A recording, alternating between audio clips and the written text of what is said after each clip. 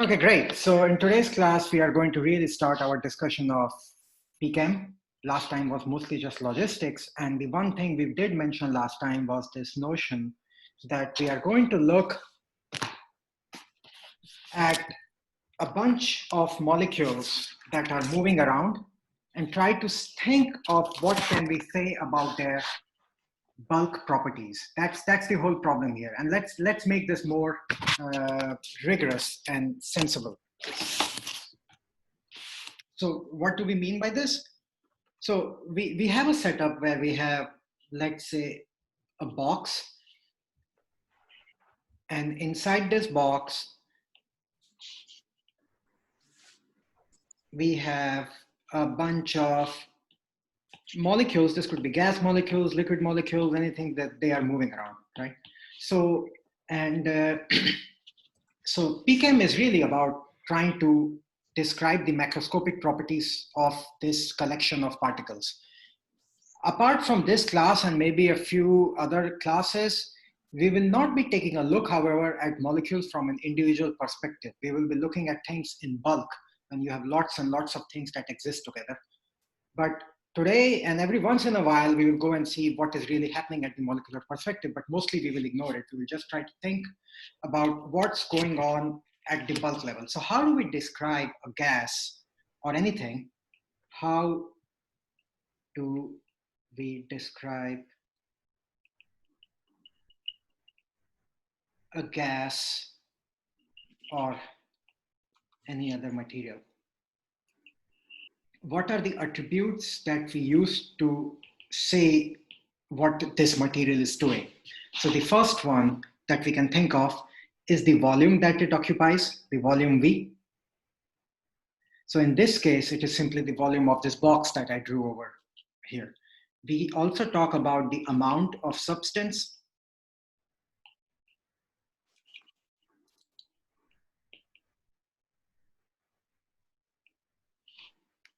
N, so number of gas molecules or particles that you have. 3, we talk about the pressure of this gas. And 4, we talk about the temperature of this gas. So, and this description will apply irrespective of how are these molecules or particles talking to each other. One way that they talk to each other could be that imagine they are connected through harmonic springs.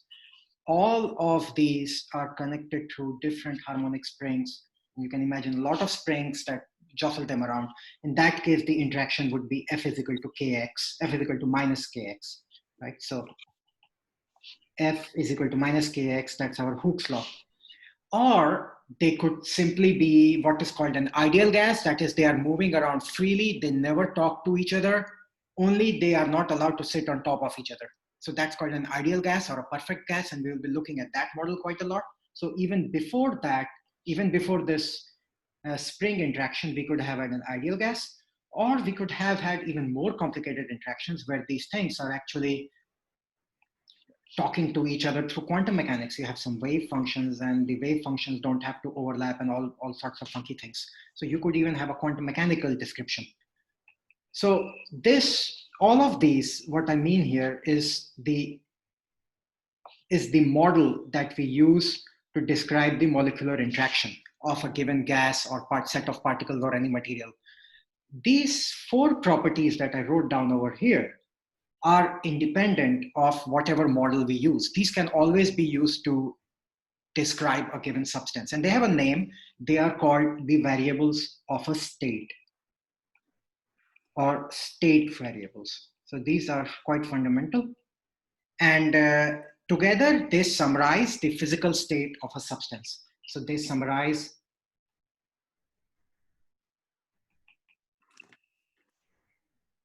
the physical state of a substance. You could add more things. You could think about if you are looking, see, I mentioned physical state, right? If you want to think about the chemical state of a substance, then you would think about things such as the oxidation state and things like that. So you could add more variable, but for the physical state, these 4 are sufficient. So, and I want to apologize in advance that so far I'm still working with a small iPad, so I will be flipping screens rather frequently, and that tends to be annoying. I would be annoyed if I was taking the class. Starting next Wednesday. So next class also I will have this small iPad, but starting next Wednesday, I will have a big iPad Pro, so I can teach you on the bigger screen. And also when I watch Netflix and binge through it, I can watch it on a bigger screen. So that will be great. But then I will be flipping less. And I think it will be useful when we go through all this material. So like right now, I already have to change the screen, which is annoying. So out of all these, the volume and the number are quite obvious, right? It is just the volume of the box that you're using to look at your material, and number you can simply go and count. Pressure and temperature are remarkably deceptive. These are concepts that we use all the time. Pressure maybe not so much, but temperature definitely we use a lot. We talk about it all the time. Today the high is going to be 89 Fahrenheit or whatever, and pressure also we use quite a lot. But what is it and where does it really come from? Let's spend a bit of time in order to understand what it comes from. So the origin of pressure is really the fact that the gas molecules are constantly moving. The container that we drew in the previous slide, in this container, the gas molecules are moving around and constantly bumping into each other or bumping into the wall. And this is the origin of pressure. It's the battering of the container walls that is leading to pressure.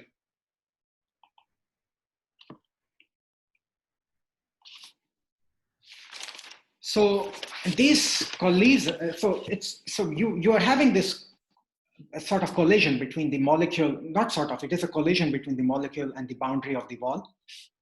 And every time a collision happens, the gas molecule can come back. It can be an elastic collision, it can be an inelastic collision. There are different of collisions, but different types of collisions. But anytime you do a collision, you exert a force on the boundary of the wall. And the number of gas molecules is so many that it's essentially that the collisions are happening all the time. It's numerous incessant collisions. So you create an effective steady force that is being experienced by the boundary, by the walls of the container due to this constant collision. And the boundary itself is sending it back, but it's this constant bombardment, this force that when divided by the area of this wall, force divided by area, that's our pressure, right? So the pressure is coming from the constant bombardment of the wall, of the container walls by the gas molecules. And what does this mean? Now, if you have a container that looks like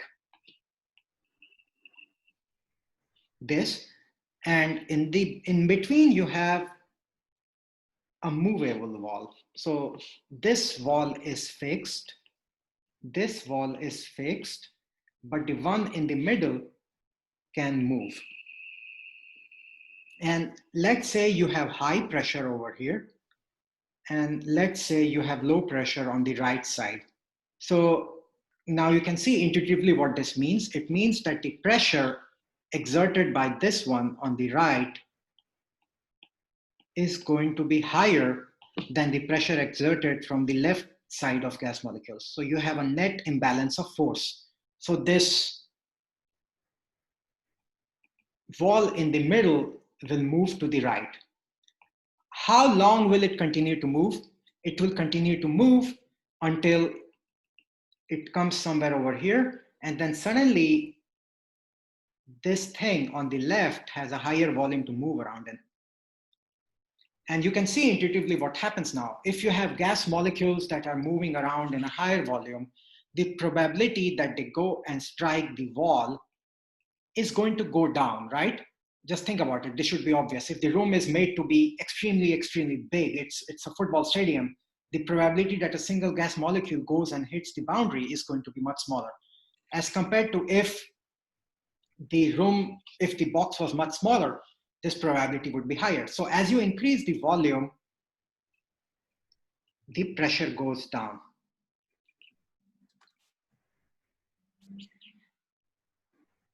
here I described it from a very physics perspective, but if you have taken freshman chem or high school chem, this inverse relation between pressure and volume should be known to you. Does anyone recall what it is? You can type it in Slack. What's the relation between pressure and volume?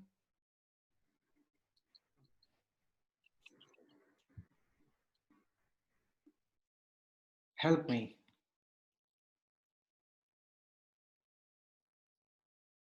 Oh, someone responded. In general, cool. Inverse, yeah, Sasha said that's absolutely right. Thomas is also going at it. Yeah, so we know such relations. It's pressure time volume is equal to temperature, right? And we will see how these relations get generalized further. It's exactly inverse of volume only for an ideal gas. Otherwise, things start to get complicated. But that's the idea. As you increase the volume, the pressure on the left goes down, the pressure on the left goes up, and this process will go until the pressure on both sides becomes equal.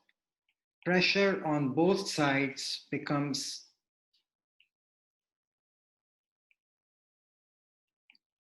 equal, and then you have no motivation to move because you have equal pressure from the left and you have equal pressure from the right. There is no motivation to move. The wall will stop. The movable wall in the middle will stop there. And this scenario, when the pressure on both sides has become equal, is called mechanical equilibrium. So thermodynamics, another way to define the subject is really, it is the study of equilibrium. Not when does equilibrium happen, but more how does equilibrium happen? Can equilibrium be reached? There is Boyle-Marriott law also. I didn't know the Marriott, but I knew the Boyle. Marriott sounds like Marriott Hotel, but no. Anyway, yeah, I knew Boyle's law, and we will look at Boyle's law in court. So this situation when the pressure has become equal and there is no motivation for mechanical movement is mechanical equilibrium. So we looked at pressure. So what did we do so far? I told you that volume is obvious, amount of substance is obvious. Let's look at pressure. Now let's look at temperature. And so another thing I want to write down here is that force by area is the same as,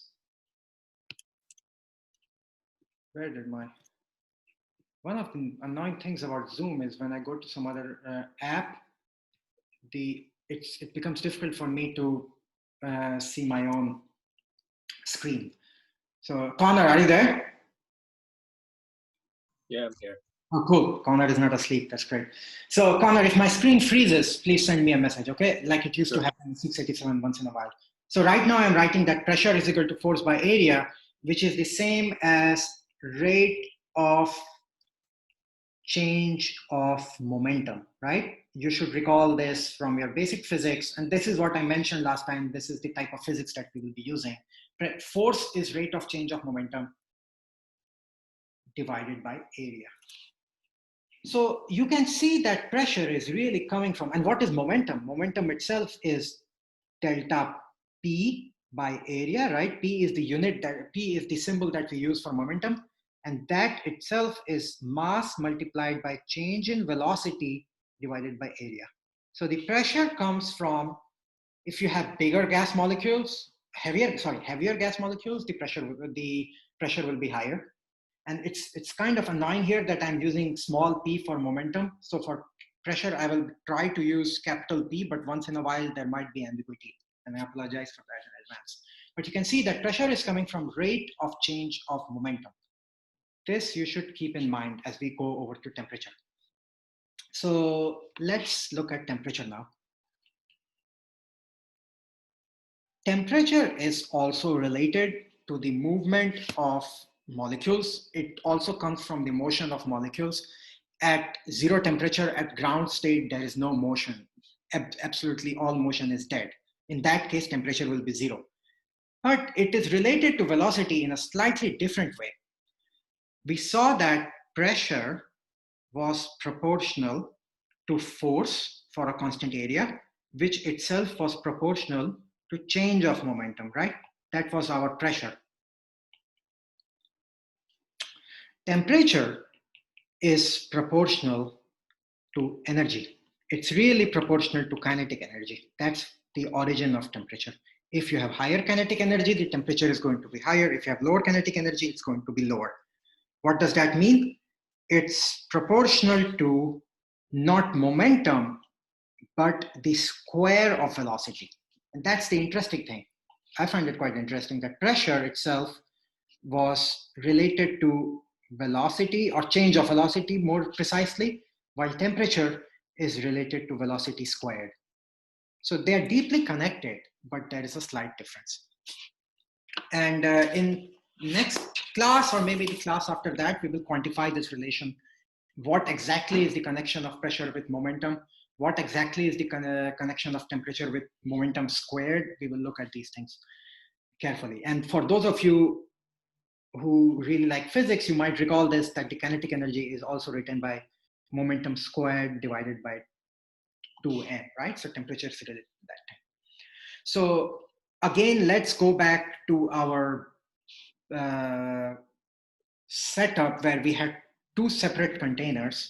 So now we have two separate containers, and again we put a wall in between. This time the wall is not movable, it's a fixed wall, but it allows heat to go in from left side to right side. So in this case, if on the left you had a hotter gas, and I keep saying gas, it could very well be a liquid. It's just a generic way of talking about things. And let's say this is at T2, while this on the right is cold, and let's say it is at T1.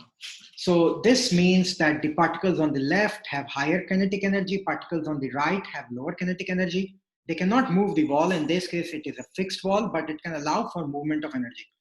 So the kinetic energy will move from right to left, sorry, from left to right. The heat will flow until T2 is equal to T1. And this situation is called thermal equilibrium. You can imagine a general setting where this wall allowed movement of heat and the wall itself could move. In that case, you would attain both thermal and mechanical equilibrium, and then you would just call it as one equilibrium. You could also imagine other sorts of equilibrium. We will look at that later. Chemical equilibrium, where you have some chemical species moving around. So now, why can't heat go from T1 to T2? Why is it that heat had to flow from hot to cold? That sounds like an obvious thing, but that is really the second law of thermodynamics, that heat cannot go from cold to hot. And we will be spending a lot of time in understanding that in a few lectures from now. But for now, what have we done so far? I have described to you the origin of pressure. I have described to you how pressure becoming equal leads to the concept of mechanical equilibrium. Then I described to you the origin of the concept of temperature, and I described to you how temperature being equal leads to the concept of thermal equilibrium. Any questions about this material so far?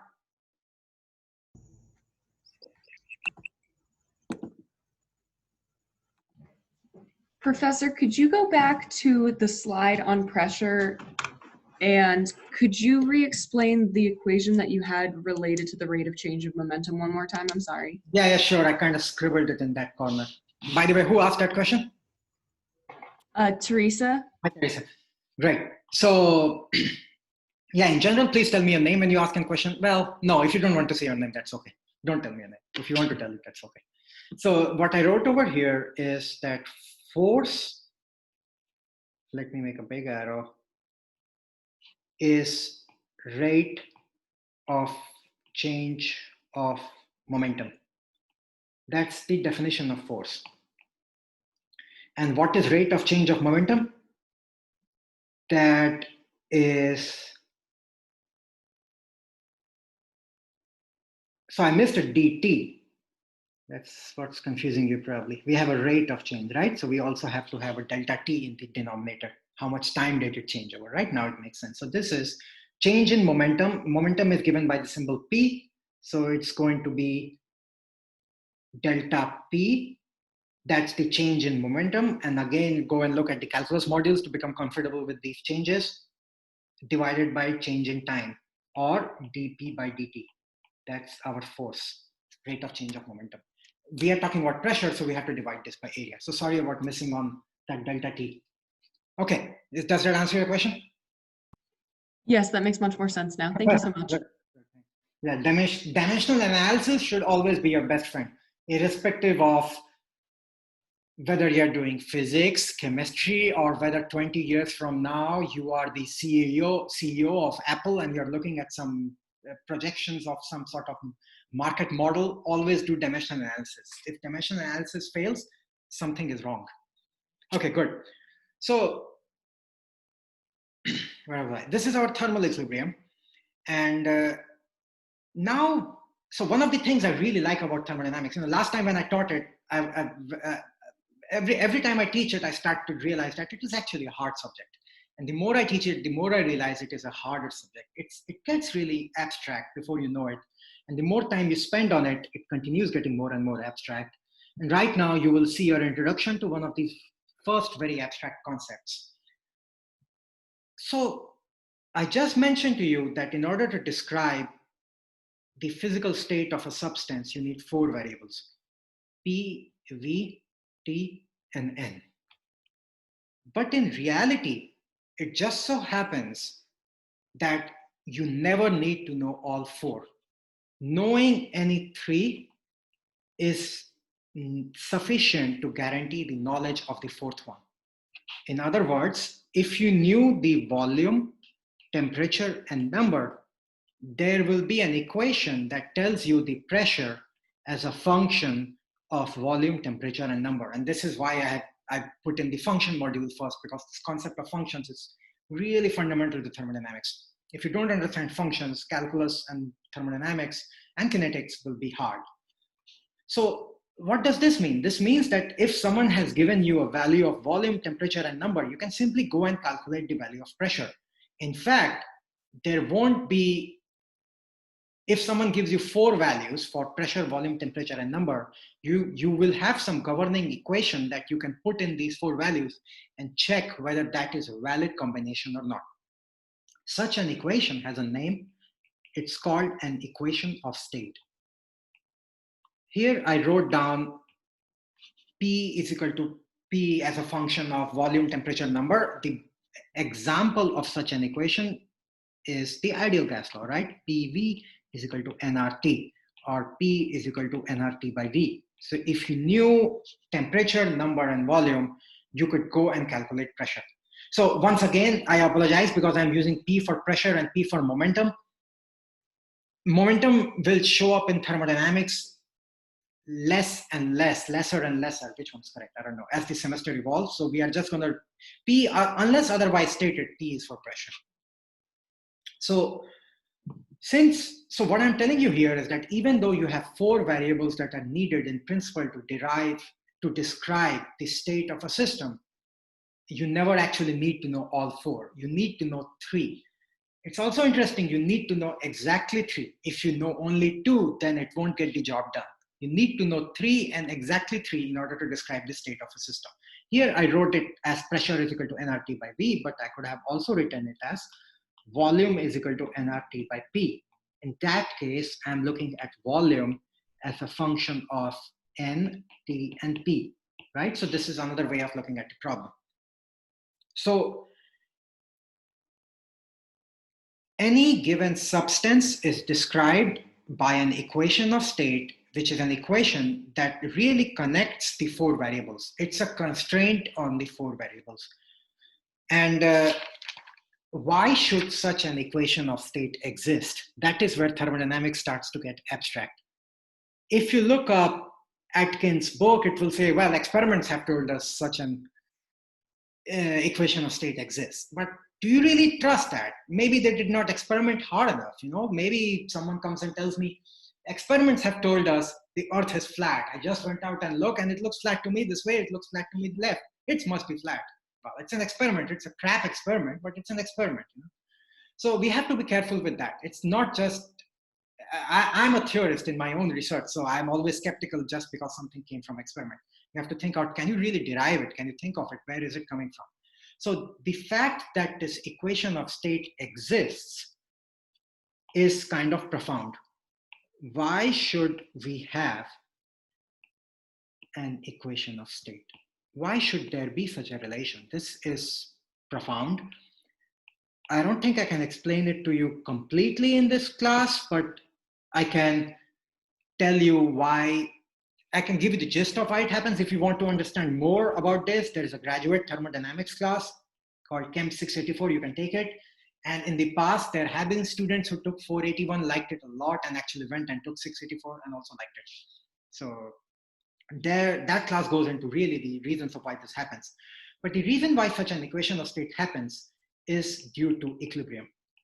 If a material or a gas or anything is not at equilibrium, you will not have an equation of state. So materials out of equilibrium are not governed by an equation of state. So if the wall is still moving from left to the right in the mechanical equilibrium example. I think the screen is frozen. Yeah, I got a note from my fantastic Connor also. Oh yeah, there were lots of things on the Zoom. Yeah, Slack is better, so send a message there, but even you can even send on Zoom. Connor will notice. Slack it pops up better. Sorry about that. I don't know at what point it froze. Okay. So I don't know what point it froze, but I will just go it over again. So what we are saying here is, why should we have an equation of state? If you really want to get into the abstract nitty-gritties, take Chem 684. But for now, you should think about the concept of equilibrium. When things are moving from left to the right, when the piston in the middle in this example is moving from left to right, you don't have equilibrium. Equilibrium happens when it stops to move. That is mechanical equilibrium. In the second example, when heat is moving from left to right, you don't have equilibrium. When it stops, then you have thermal equilibrium. Equilibrium is a constraint on the system. Equilibrium tells you that you can't do everything that you want to do. It is a state where things are limited from moving. You can already see the gas molecules cannot simply, the piston cannot move left to right. The heat cannot go from right to left or left to right. So you have stopped something from happening. It's a constraint. And anytime you have a system made up of certain number of degrees of freedom and you put in a constraint on the system for construction, it means that certain of these degrees of freedom are connected to each other, right? And that's why you don't need to know all four of them. Equilibrium is a constraint on the system that connects state variables to each other. And I will revisit this concept again. I don't want to just say that we won't go into more detail. I will revisit this again. And for those of you who want more advanced material, I can show such material to you.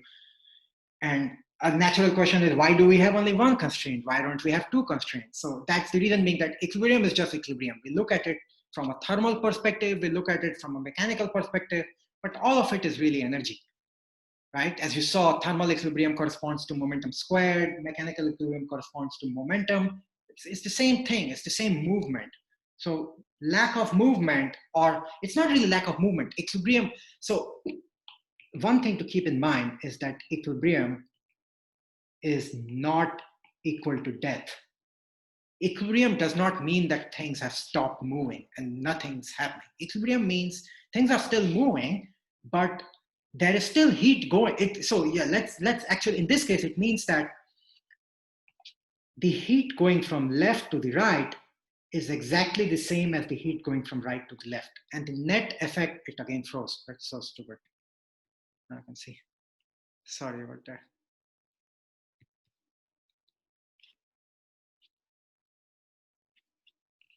Maybe we should go and short Zoom stock. It has done so well since COVID happened. The company, if you bought stock in Zoom, you triple your money. Now it's probably overvalued.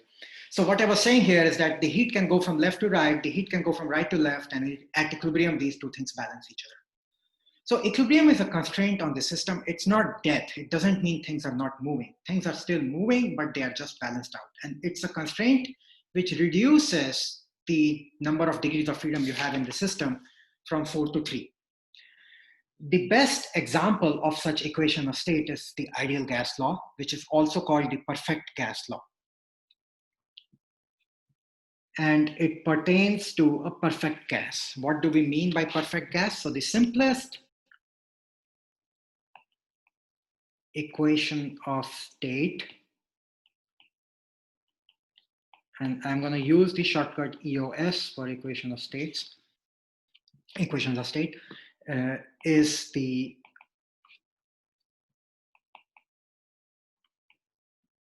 ideal gas law or perfect gas law. It can be used with both names, which says pressure times volume is equal to number gas constant multiplied by time. The R is just a proportionality constant. What you're really saying here is that PV is proportional to N times T. It applies to ideal gases. What do we mean by ideal gases? And again, I'm going to use ideal and perfect interchangeably. Some books might not do that, but I don't see much sense in that. It's the same thing. So let's go back to our box of gas molecules. Here we have a particle. Let's say over here we have a particle in red and some other particle over here, some other particle over here, some other particle over here, and they are all moving in random directions, right? So an ideal gas has, and I will write down in detail these things because they're important. It has gas molecules which are indistinguishable. That's super important. If the gas molecules looked different from each other, it won't be an ideal gas law.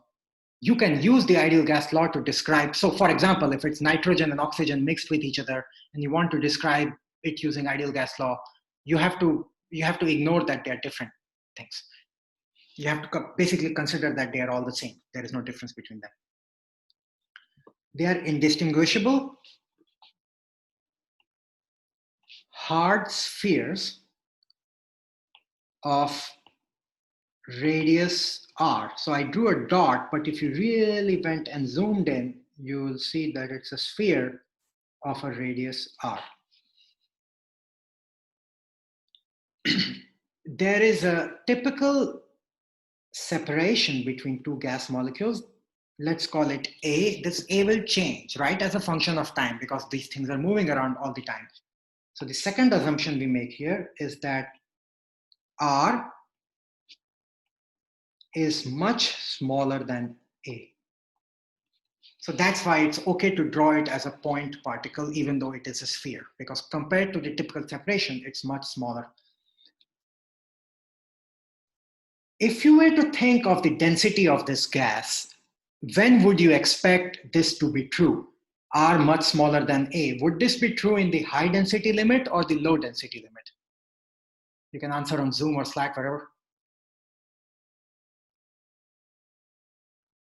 When should this be true? Low density or high density? Oh, I got something. Lots of them. Cool, low density, right? That's good. That's an important concept. And trust me, a lot of people really don't get it. So that's great. You guys are doing great. So it will be true at low density, right? What's the lowest density that is possible? You have just two of them in a really, really, really big box. Iceland, right? Iceland is a good approximation to an ideal gas. In fact, that is a joke. I have friends from Iceland and I always joke to them that any record that you want to look at, if you look at it per capita, Iceland wins. Do we have any Icelandic students in the class before I get kicked? It would be rare. There's so few of them. I'm not saying anything bad. You know, like amount of chocolate consumed per capita, Iceland wins. Number of Nobel laureates per capita, Iceland wins. You know, the denominator is so little. India, on the other hand, where I come from, loses per capita and everything. Too many of us. So the radius is much smaller than the interparticle separation. That's the second thing. And the third thing is that the molecules are constantly moving in random directions. That's quite important. Well, all of them are important, but this one too. So molecules are, and this could be, I say molecules, but it could be atoms, it could be anything. So see if I caught up on Slack. Yeah, great. Yeah, so all of you said low, and that's great. So molecules are constantly moving in random directions.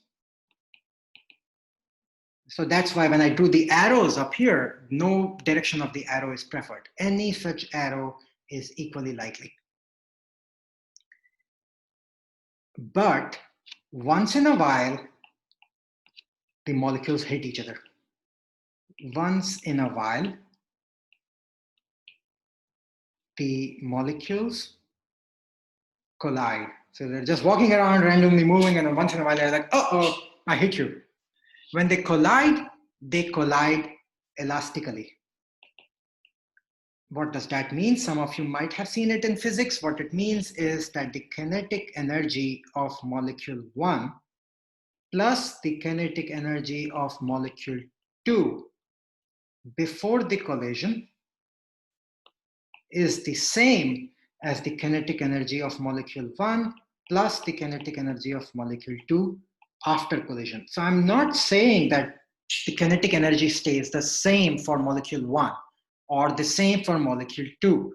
What I'm saying is that their sum stays constant. The kinetic energy is not lost.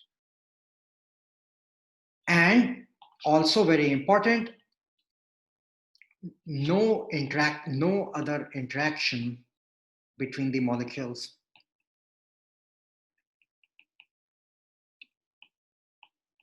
As you can see now, why the handwriting help channel might suddenly become very active, except when they collide. So they are really not talking to each other. When this molecule on the left over here is just on the left, and while this one is over here, they could be for all purposes completely oblivious of the other molecule's existence. It's only when they collide that something happens. So for such a gas with these properties, we can actually go and derive pressure times volume is equal to number times temperature. It's not an easy derivation. It's not given in Atkins. I don't even do it in 684 or 687. It's actually done in a 700 class called Non-Equilibrium Statistical Mechanics that is taught by Chris Jarzynski, where he goes and derives from very, very first principles as to why do these, just by these rules, we can number them. Rule number 1, rule number 2, rule number 3, rule number 4, rule number 5.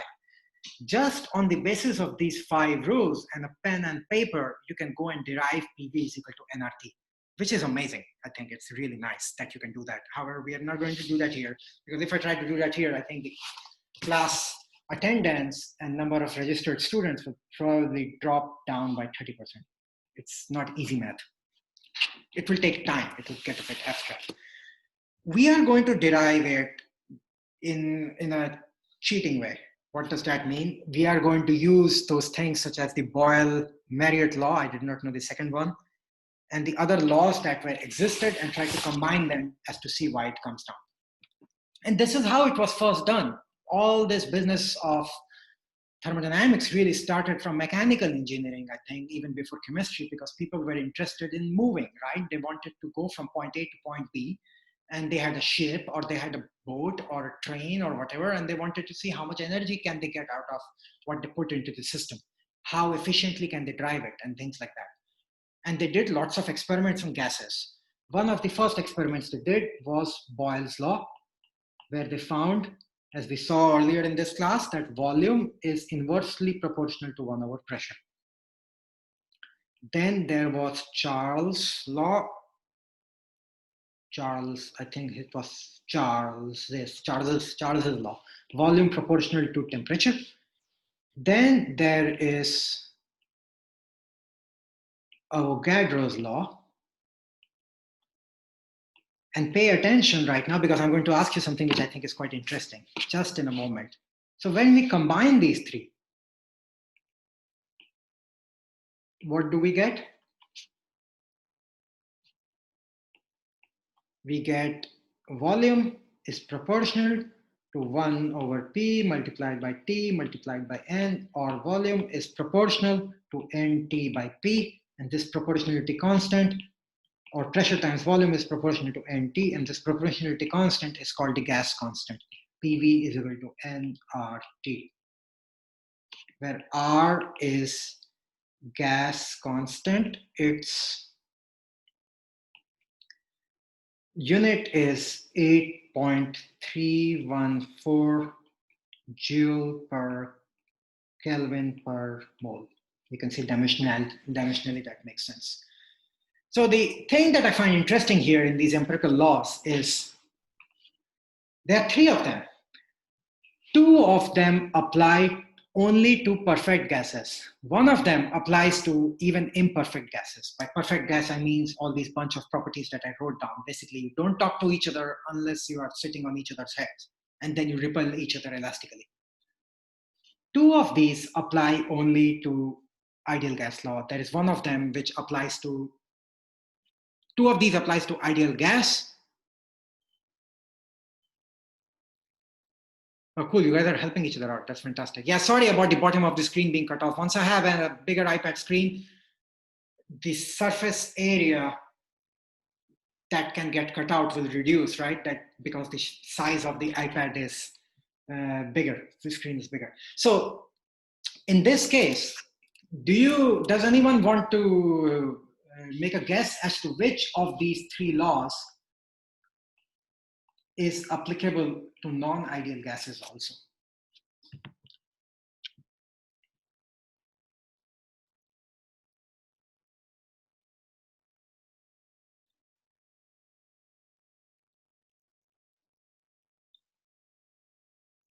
It's kind of, okay, I have some responses.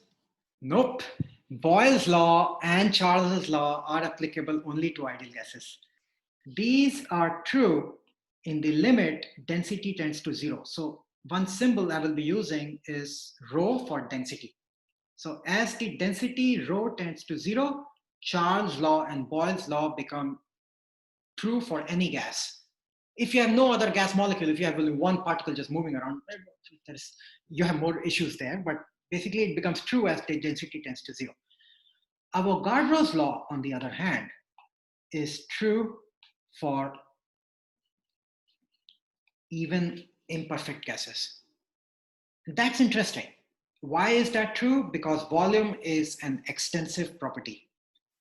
It is just going to be proportional to number per construction. So this one is true for all gases. This is true only for perfect gas.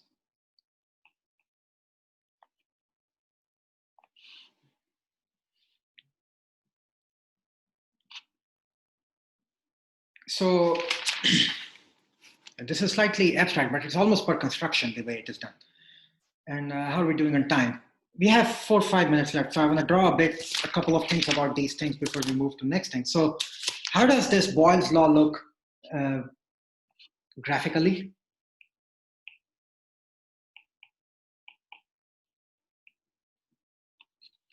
And this is, those of you who have went through the graphing module can help me out here.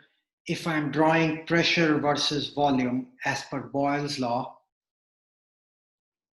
so this Boyle's law is volume inversely proportional to 1 over pressure, or it is the same as pressure inversely proportional to 1 over volume. As the volume goes to 0, the pressure goes to infinity. As the volume goes to infinity, the pressure goes to 0.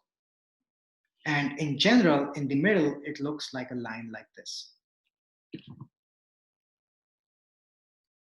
So that's at a certain temperature.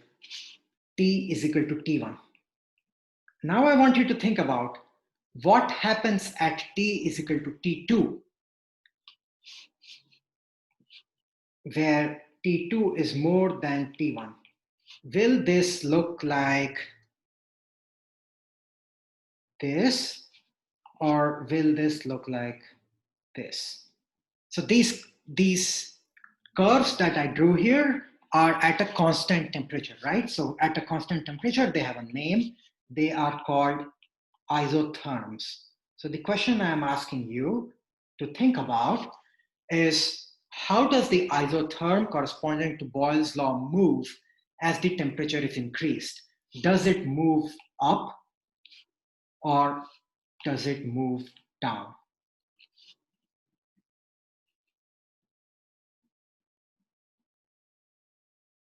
Up. Yeah, and why should it be up? Because you can see here the product of pressure and volume is proportional to temperature, right? So if you change the temperature, the product of pressure and volume should go up. It's not going to go down. So this is interesting. And this is why, the thing that this is why we did the graphing module, because plotting things without using a calculator can be very useful. You can just get a sense of how things are. So as the temperature changes, as the temperature increases, the isotherms go up. Instead of this, if you had PV is equal to NR divided by T, the relation would have been different, right? So this is Boyle's law.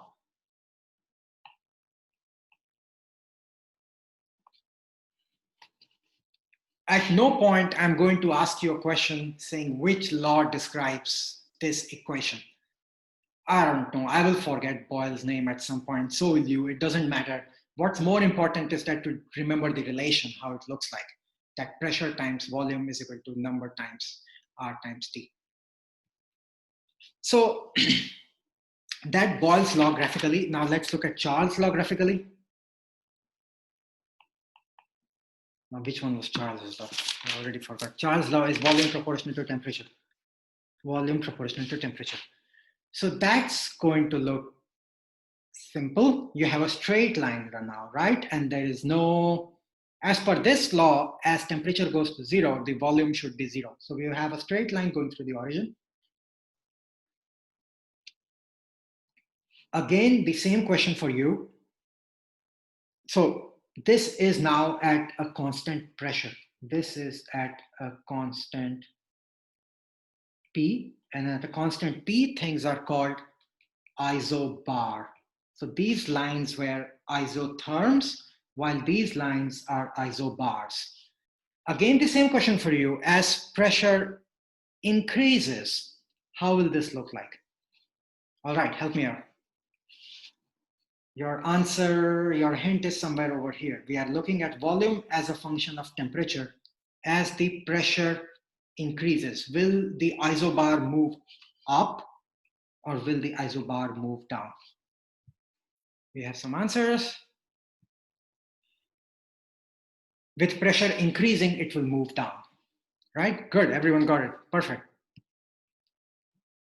So as the pressure decreases, as the pressure increases, the isobars with increase in pressure. And you can see physically why that makes sense. If you, what is this? So why does volume increase with temperature, right? That's like things get more energetic, they're bombarding more, they are moving around more. But if you are applying higher and higher pressure on this thing, you are restricting its ability to expand, right? You have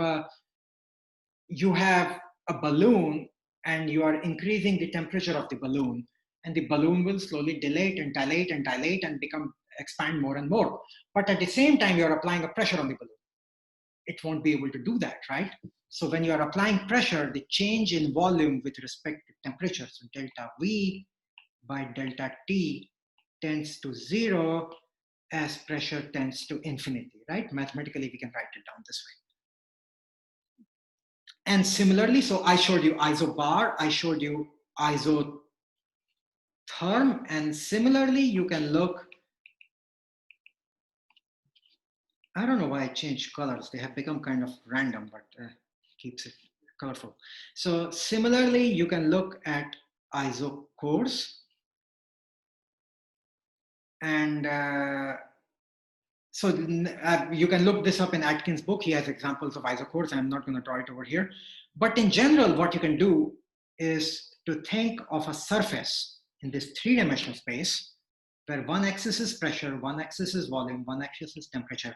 And an equation of state is telling you that you are going to lie on a surface. You cannot just be at any point in the space. Must be restricted along a surface. And this equation, PV is equal to nRT for fixed n, is basically giving you the equation for the surface in the three-dimensional space. That's what we have over here. So next class, we will continue the same discussion. We will look at a mixture of gases, and then we will try to think about pressure from a slightly more molecular perspective. We will try to see what exactly is the relation between pressure and velocity, and how does the velocity itself depend on temperature. That's what we are going to do next time.